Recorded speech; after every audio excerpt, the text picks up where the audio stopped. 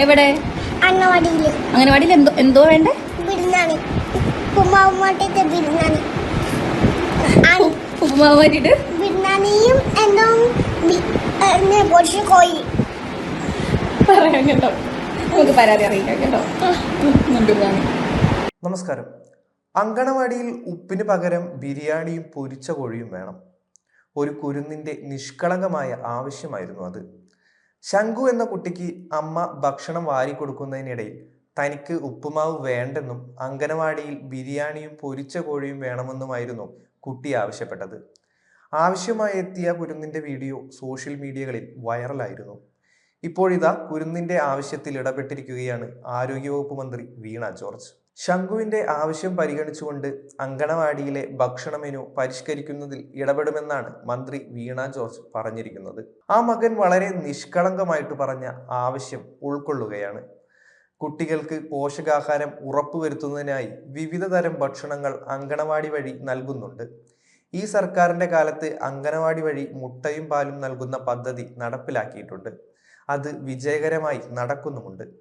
വനിതാ ശിശു വികസന വകുപ്പിന്റെ ഏകോപനത്തിൽ തദ്ദേശ സ്ഥാപനങ്ങൾ സ്വന്തം നിലയിൽ അംഗനവാടികളിൽ പലതരം ഭക്ഷണങ്ങൾ നൽകുന്നുമുണ്ട്.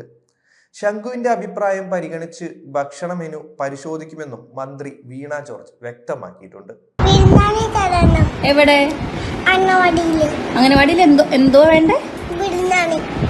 ഉപ്പുമാവുമാട്ടിട്ട് ബിരിയാണി. ഉപ്പുമാവ് മാറ്റിട്ട് ബിരിയാണിയും എന്തോ പൊടിച്ച കോഴി പറയാം കേട്ടോ. നമുക്ക് പരാതി അറിയിക്കാം കേട്ടോ.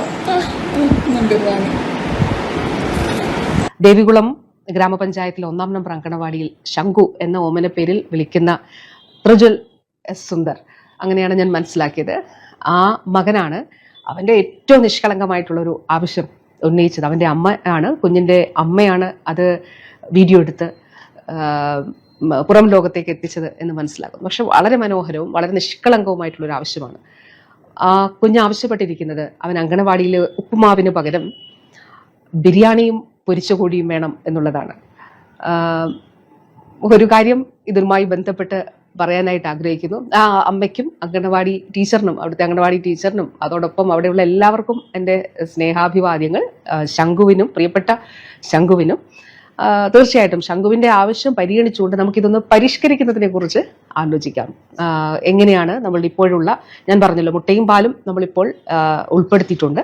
അത് നല്ല വിജയകരമായിട്ട് നടപ്പിലാക്കി വരുന്നുണ്ട്. ബഹുമാനപ്പെട്ട CM തന്നെയാണ് ഉദ്ഘാടനം ചെയ്തത്.